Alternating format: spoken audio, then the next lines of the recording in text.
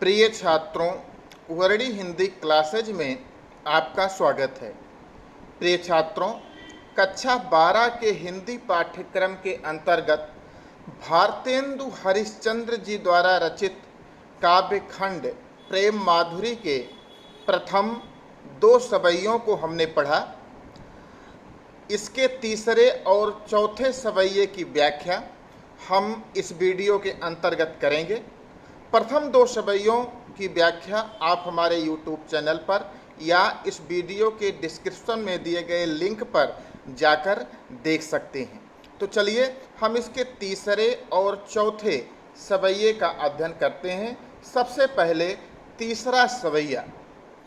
आज लो जो न मिले तो कहा हम तो तुम्हारे सब भांति कहावें, मेरो उराहनो है कछु नाही सब फल आपने भाग को पावें।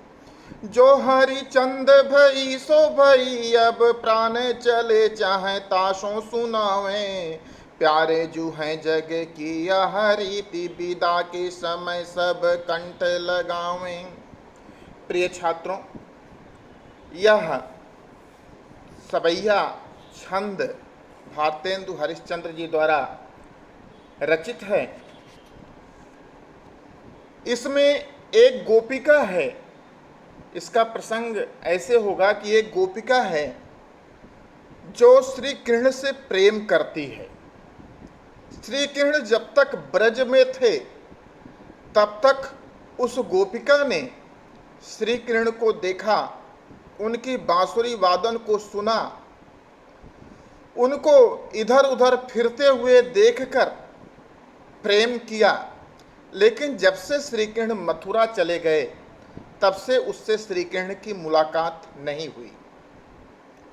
अब गोपिका श्री कृष्ण की राह देखते देखते वृद्धावस्था में पहुंच गई है। उसकी मृत्यु नज़दीक है, वो मरने वाली है। ऐसे में वो भगवान श्री कृष्ण के पास एक संदेश भेजती है। वो क्या संदेश है, वो इस सवैये में भारतेंदु जी ने बहुत ही सुंदर ढंग से व्यक्त किया है।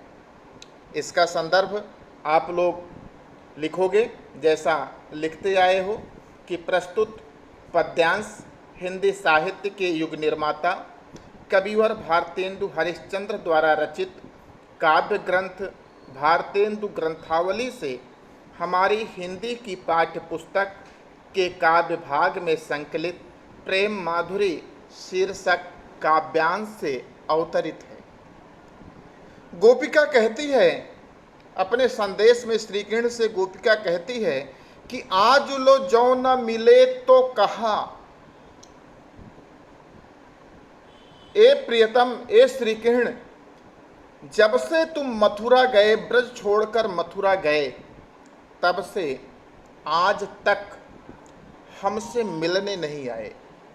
तो कहा, तो कोई बात नहीं, आप चाहे हमसे मिलने आओ या ना आओ, हम गोपिकाएं तो भगवान श्री कृष्ण की ही कही जाती हैं और कही जाती रहेंगी।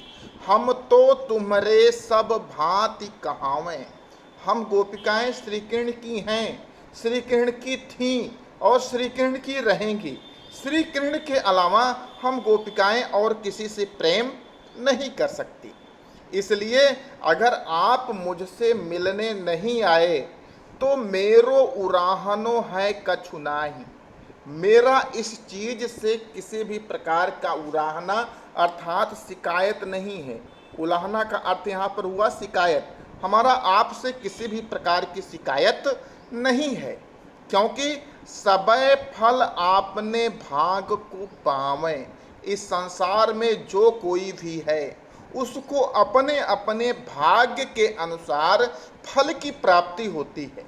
जब तक आप हमारे भाग्य में थे तब तक आप ब्रज में रहे, हमने आपके साथ रहने का आनंद लिया, आपके साथ गाय चराने का आनंद लिया, आपकी बांसुरी को सुनने का आनंद लिया। और जब आप हमारे भाग्य में नहीं रहे तो आप ब्रज से मथुरा चले गए। इसलिए मेरो उराहनो है कछु नाही, सबय फल आपने भाग को पावें। सभी अपने अपने भाग्य के अनुसार ही फल की प्राप्ति करते हैं। आपसे इस संबंध में हमारी कोई शिकायत नहीं है कि आप मथुरा जाने के बाद कभी हमसे मिलने नहीं आए। जो हरिचंद भई सो भई, गोपिका कहती है कि कभी हरिश्चंद्र, भारतेंदु हरिश्चंद्र, हरिश्चंद्र का मतलब कवि भारतेंदु हरिश्चंद्र ने यहाँ पर अपना नाम लिखा है कि भारतेंदु हरिश्चंद्र कहते हैं कि गोपिका कहती है कि जो भई सो भई, जो हुआ सो हुआ, अब उस बात को सोचने या उसका पश्चाताप करने से किसी भी प्रकार का फायदा नहीं है। किंतु अब प्राण चले चाहे तासो सुनावें। गोपिका कहती है कि हे श्री कृष्ण, अब मेरे प्राण चले चाहें, मेरे प्राण इस संसार को त्याग कर जाना चाहते हैं, मेरे प्राण इस शरीर को त्याग कर निकलना चाहते हैं, इसलिए तासो सुनावें। इस कारण हम आपसे यह संदेश आज सुनाना चाहती हूँ, अपने हृदय की यह बात आपको सुनाना चाहती हूँ। क्या सुनाना चाहती है कि प्यारे जो हैं जग की यह रीत, ए प्यारे श्री कृष्ण, इस सारे संसार की यह रीति है, यह परंपरा है कि जब कोई व्यक्ति घर से विदा होने लगता है, विदा के समय सब कंठ लगावें।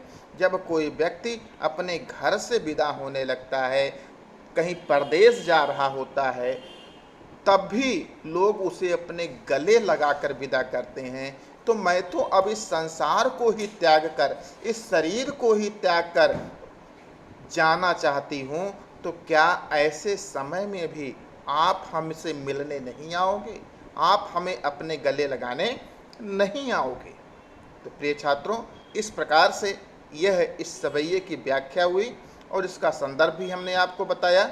इस पर विभिन्न प्रकार के प्रश्न पूछे जा सकते हैं, उसको आप आसानी से उन प्रश्नों का उत्तर दे सकते हो। अब इसका चौथा सवैया भारतेंदु जी द्वारा रचित कि व्यापक ब्रह्म सब थल पूरन है, हम हूँ पहचानती हैं, पै बिनानंद लाल बिहाल सदा हरिचंद न ज्ञान ही ठानती हैं। तुम उधो यह कहियो उन सो हम और कछु नहीं जानती हैं, पिए प्यारे तिहारे निहारे बिना किया दुखिया नहीं मानती हैं। प्रिय छात्रों, ये सारी सवैया जो प्रेम माधुरी की है, ये सारी सवैये ब्रज भाषा में रचित हैं। श्रृंगार रस है, संयोग भी कहीं पर है, कहीं वियोग भी है, माधुर्य गुण से संपन्न है तथा लक्षणा शब्द शक्ति से भी संपन्न है। इस सवैये का प्रसंग यह है कि उद्धव गोपियों के पास अपने निर्गुण ब्रह्म या योग का संदेश लेकर आए हैं। वह गोपियों से कहते हैं कि ये संपूर्ण संसार उस निर्गुण ब्रह्म से व्याप्त है। तुम श्री कृष्ण को भगवान मानना छोड़ दो और उस निर्गुण ब्रह्म की आराधना करो जो तुम्हारे हृदय में हमेशा विद्यमान रहता है। किंतु गोपियां उद्धव के इस प्रार्थना को, इस संदेश को स्वीकार करने से मना कर देती हैं, क्योंकि वह श्री कृष्ण के अनन्य प्रेम में रंगी हुई हैं। वह उद्धव से कहती हैं कि मैं तुम्हारा यह निर्गुण ब्रह्म का उपदेश कुछ कारणों से नहीं स्वीकार कर सकती, तुम्हारे उस निर्गुण ब्रह्म की आराधना कुछ निश्चित कारणों की वजह से नहीं कर सकती। लेकिन हे उद्धव, हमारा एक संदेश है श्री कृष्ण के प्रति, जब यहाँ से ब्रज से मथुरा जाना तो वो संदेश श्री कृष्ण को अवश्य सुना देना। तो गोपिका क्या कहती है कि व्यापक ब्रह्म सब थल पूरन है। हे उद्धव, जो तुम कह रहे हो कि वह निर्गुण ब्रह्म व्यापक है, सर्वत्र विद्यमान है, सब थल पूरन है, सब जल थल अस्तल कण कण में वह ब्रह्म विद्यमान है। तुम्हारी ये बात गलत नहीं है, सही है, हमहू पहचानती हैं। तुम्हारे इस बात को हम गोपिकाएं जो कि अनपढ़ हैं, अशिक्षित हैं, हम भी जानती हैं, हम भी ये बात स्वीकार करती हैं। तुम्हारी बात का हम खंडन नहीं कर रही हैं कि जो तुम कह रहे हो कि वो ब्रह्म तो व्यापक है, उसको ही ध्यान करो, वही तुम्हें कल्याण के मार्ग पर लगाएगा, तुम्हें मोक्ष प्रदान करेगा। मैं जानती हूँ वो ब्रह्म व्यापक है, कण कण में विद्यमान है, सबय थल पूरन है, ये हम भी जानती हैं। लेकिन हे उद्धव, पै बिना नंदलाल बिहाल सदा, श्री कृष्ण के वियोग में हम गोपिकाएं बिहाल हैं। बिना नंदलाल के हम गोपिकाएं श्री कृष्ण के वियोग में व्याकुल रहती हैं। इसलिए हे उद्धव, न ज्ञान नहीं ठानती हैं।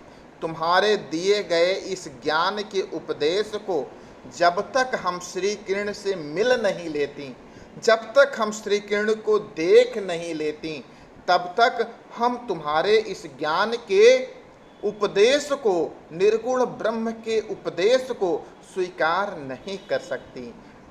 पै बिना नंदलाल बिहाल सदा, हरिचंद्र, भारतेंदु हरिश्चंद्र कहते हैं कि गोपिकाएं उत्तर देती हैं कि हे उद्धव, हम बिना नंदलाल के, बिना श्री कृष्ण के हमेशा हम उनके वियोग में व्याकुल रहती हैं, दुखी रहती हैं। इसलिए हे उद्धव, तुम्हारे दिए गए इस ज्ञान के उपदेश को हम ठान नहीं सकती, स्वीकार नहीं कर सकती।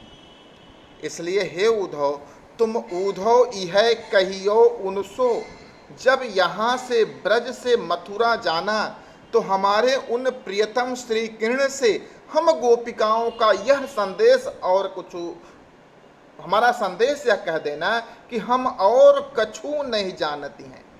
हम श्री कृष्ण के अलावा हम किसी निर्गुण ब्रह्म को, किसी योग को हम कुछ भी नहीं जानती। हम तो सिर्फ श्री कृष्ण से प्रेम करती हैं और श्री कृष्ण को ही जानती हैं। श्री कृष्ण के अलावा हमें ना तो कोई देवता, ना तो कोई निर्गुण ब्रह्म, ना तो योग, कुछ भी अच्छा नहीं लगता या कुछ भी स्वीकार नहीं है।